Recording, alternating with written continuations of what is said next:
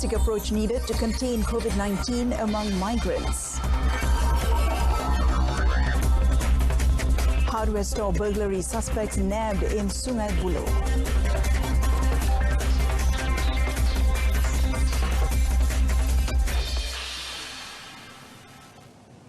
Hello and good afternoon. I'm Mohanapriya. Welcome to Updates at Noon. A holistic approach is needed in order to curb COVID-19 infection among foreign workers, including illegal immigrants. Health Director General Datuk Dr. Nur Hisham Abdullah said the approach required cooperation from various agencies and parties. Datuk Dr. Nur Hisham said the Health Ministry has also discussed the issue of cramped cells at immigration detention depots with the National Security Council. That is also one factor, whereby if one case is positive, then definitely it will amplify the infection in small confined space. So it's part of our activity to look into, the cause of infection. But at the moment, we can only say that it may be related to a confined space and also congested, crowded area. So we hope that the approach now we need to look into is a more multi-agency approach. On cases spiking among detainees at depots, he said this was due to the second sampling results and those who were tested positive have been isolated. The number of positive COVID-19 cases reported yesterday again reached 3 digits with 277 cases recorded, of which 271 involved foreigners. A total of 270 cases among non-Malaysians were from the Bukit Jalil Immigration Detention Depot, and which were repeat samples of those detained and quarantined there. Unregistered babysitters, nurseries and childcare centres are urged to register with the Women, Family and Community Development Ministry and the Department of Social Welfare, JKM. Senior Minister Datuk Sri Ismail Sabri Yaakob said they are also required to adhere to the Standard Operating Procedures or SOP to prevent the spread of COVID-19. The senior minister, when making the call, said the government is aware that there are unregistered private nurseries and babysitters operating out there. Kita bimbang taska seperti ini kerana penjaga anak-anak tersebut tidak mendapat sebarang latihan pun. Jadi kalau ada perkara-perkara yang tidak baik berlaku, itu adalah di luar tanggungjawab daripada pihak kerajaan, daripada pihak kementerian kerana tidak berdaftar. Jadi yang pertamanya saya menyerulah kepada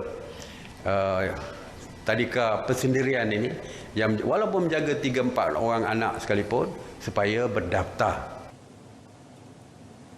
Datuk Sri Ismail Sabri said babysitters, nurseries and childcare centres are urged to download the COVID-19 Infection Prevention Guide post-movement control order for the safety of childcare centres from KPWKM or JKM's websites. So far, 7,901 registered nurseries have applied to resume operations. Meanwhile, the Malaysian Armed Forces ATM will not be deploying any more teams to serve at the Malaysian Field Hospital in Cox's Bazar, Bangladesh during the COVID-19 pandemic period. Datuk Sri Ismail Sabri said this decision was taken as a preventive measure to contain the outbreak. Kita memang ada mengantar 56 anggota di Cox's Bazar, tetapi semua mereka telah pun kita panggil balik apabila COVID-19 mula melanda. Jadi tidak ada lagi anggota tentera ATM ni, Angkatan Tentera Malaysia ni yang berada di Cox's Bazar. Tidak ada lagi. The Malaysian Field Hospital began operations at the end of 2017 to ease the stress of the influx of some 700,000 Rohingya refugees escaping the unrest in northern Rakhine in Myanmar since August the same year. Health Minister Datuk Sri Dr. Adham Baba stressed that the COVID-19 outbreak is categorized under Article 30, First Schedule of the Prevention and Control of Infectious Diseases Act 1988, Act 342, which is any microbial infection which is life-threatening. He was responding to allegations that the Movement Control Order, or MCO, was not within the law, as COVID-19 was not gazetted under the Act. In a statement issued yesterday, the minister explained that the COVID-19 was a new pandemic which occurred throughout the world. Hence, amendments to the First Schedule Act 342 to list the COVID-19 outbreak as an infectious disease must be made through the powers of the minister under Section 30, Act 342. Details of last night's Parti Pribumi Bersatu Malaysia, or Bersatu's Supreme Council meeting will be announced at a media conference today. Bersatu Secretary General Datuk Sri Hamzah Zainuddin said all questions regarding discussions at the meeting would be answered at the media conference. Tomorrow I will do PC. I will do PC, and I will. Tentang apa, Datuk? Semua perbincangan yang telah pun kita buat tadi akan kita keluarkan pada besok hari. Perbincangan tadi banyak sangat satu persatu, sebab itu saya akan jelaskan besok hari lebih mudah daripada saya nak buat sekejap ni. Saya minta banyak-banyak terima kasih kepada semua yang menunggu. Walau bagaimanapun saya minta maaf kerana tak dapat nak buat pada malam ini. InsyaAllah besok, okey? He also confirmed that there was no discussion to cooperate with UMNO during the meeting. Earlier, Prime Minister Tan Sri Muhyiddin Yassin, who is also the Bersatu President, arrived at the clubhouse of Persatuan Alumni University Malaya at 8:24 p.m. to chair the meeting before leaving at about 11:40 p.m.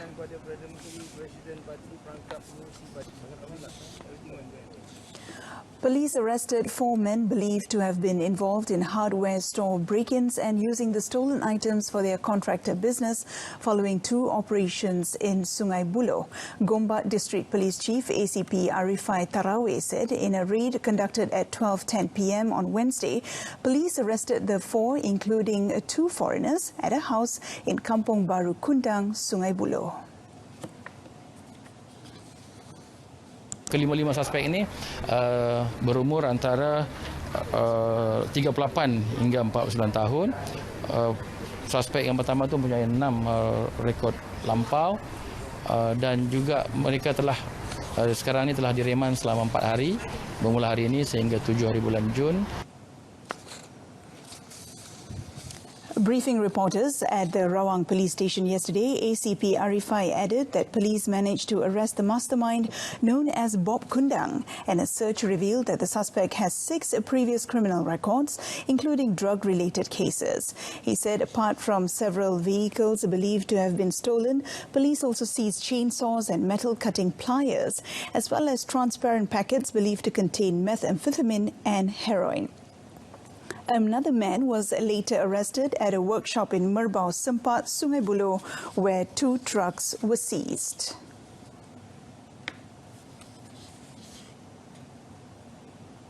Five cars were badly damaged when a factory bus, which experienced brake problems, slammed into them at Jalan Paya Trubong, Georgetown. In last night's incident, the 67-year-old bus driver, along with 7 passengers, escaped with minor injuries. According to Timur Laut District Police Chief Assistant Commissioner Sofian Santong, initial investigations revealed the incident happened when the bus suddenly had a brake problem. This resulted in the driver swerving to the left side of the road and knocking into a concrete structure and skidded back onto the road before it knocked into 5 cars which were parked there. The incident is being investigated under Section 43, Subsection 1 of the Road Transport Act 1987.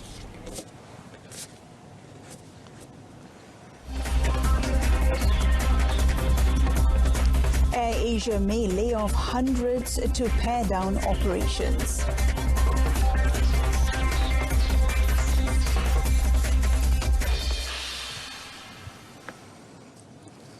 Prime Minister Tan Sri Muhyiddin Yassin is set to announce the short-term economic recovery plan this afternoon and will be broadcast live by local television stations and social media networks at 3 p.m. Now, the recovery plan for June to December 2020 will be focusing on three main goals, namely empowering the people, propelling businesses and stimulating the economy to pave the way to recovery and growth. This is on top of the previously announced Prihatin Rakyat economic stimulus package worth 260 billion ringgit to revive the economy and cushion the impact of COVID-19 on businesses and livelihoods of the people. In drafting this plan, the government's approach was based on four characteristics, namely to be agile and dynamic, prioritizing public-private sector cooperation, ensuring comprehensive communication by upholding transparency and openness, as well as using data-based approach. This short-term economic recovery plan represents an opportunity for people to take advantage of new opportunities arising from the COVID-19 crisis for the sake of the nation's future development. On Tuesday, Finance Minister Tengku Datuk Sri Zafrul Abdul Aziz said the short-term economic recovery plan is the fourth of the six-phase approach, or 6R, in weathering the health and economic challenges due to the COVID-19 pandemic.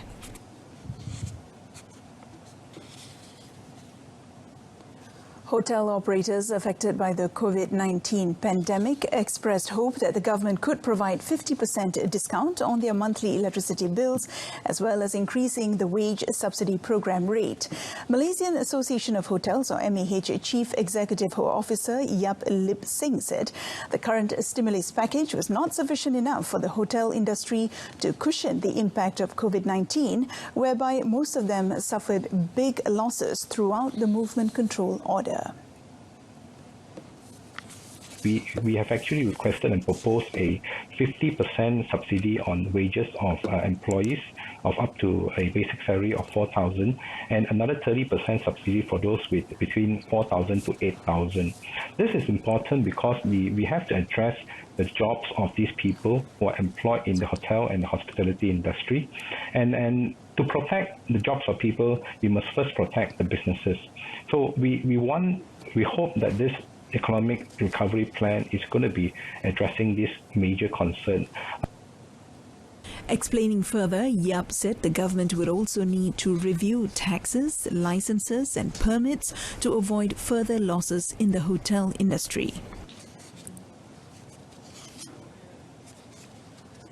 Malaysia's exports are expected to improve in the coming months as the government allowed more industries to resume operations and at full operating capacity since 4th May.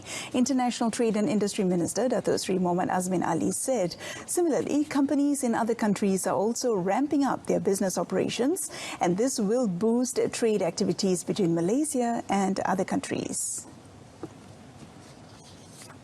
Currently, Malaysia's trade in April 2020 amounted to 133.34 billion ringgit, a decrease of 16.4% compared with April 2019 due to COVID-19. The declines were expected given that most countries around the world were under some form of lockdown, which has caused major disruptions to the manufacturing activities and movement of goods globally.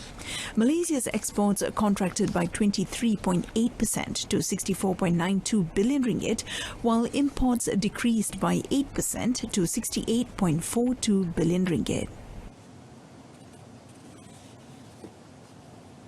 Employees who have not received payments under the Wage Subsidy Program (PSU) and Employee Retention Program (ERP) from employers can file a complaint with the Social Security Organisation or SOCSO.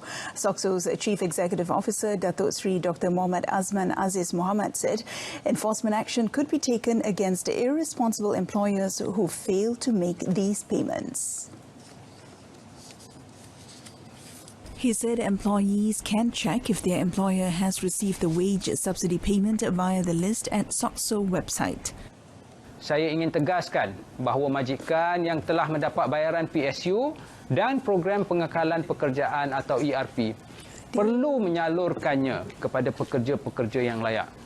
Jika majikan tidak berbuat demikian, pekerja boleh membuat aduan kepada Pekeso melalui talian hotline kami ataupun hadir ke mana-mana pejabat Pekeso berdekatan According to Datuk Sri Dr. Muhammad Azman, SOXO has approved 288,544 applications from the employers. He said of the total, 283,986 employers have received the first wage subsidy payments, while 169,322 employers have received the second payments.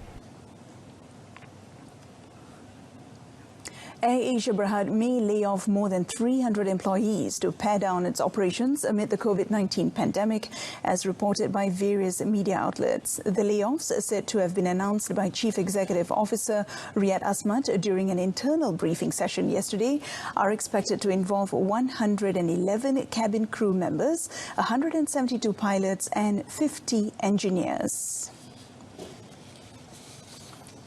The report said everyone involved in the job cuts will be notified by email within 24 hours, adding that AirAsia also promises compensation to all involved.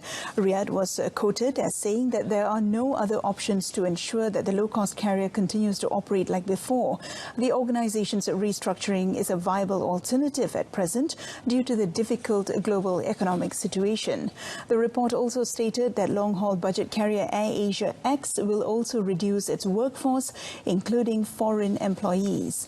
No specific number of employees was announced, but the proposed job cuts will affect various sectors of the workforce, including management, operations, crew and pilots.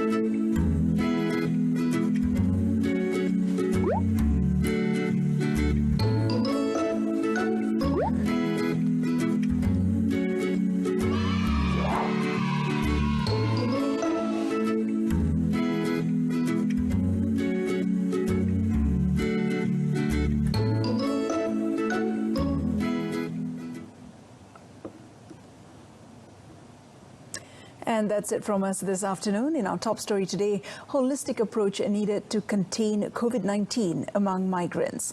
News on 2 comes on at 7 this evening. I'm Mohana Priya. Thanks for watching.